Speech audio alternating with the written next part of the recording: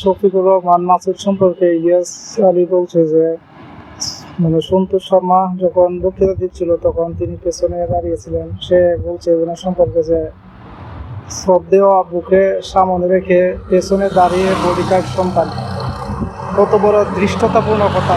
শফিকুর রহমান মাসুদ এরকম একজন শিক্ষিত এবং অনেক বেশি জেল জুলুমের শিকার হয়েছে দেশের জন্য, ইসলামের জন্য। আর একটি প্রোগ্রামের উপরে প্রেক্ষিতে তারা হয়তো এরকমটা করেছিল, দাঁড়িয়েছিল। এই জন্য তাকে এইভাবে হেয় করে কথা বলাটা ইলিয়াস আলীর জন্য সম্পূর্ণই কাম্য হবে। কারণ আমরা জানি ইলিয়াস আলী মূলত ইউটিউবার কিংবা সাংবাদিকতা করছে। 14 সালে দেশ থেকে পলাইছে হাসিনা আমলের নির্বাচনের সে কারচুপি ধরতে গিয়া, কিন্তু দেশে আসতে পারে না।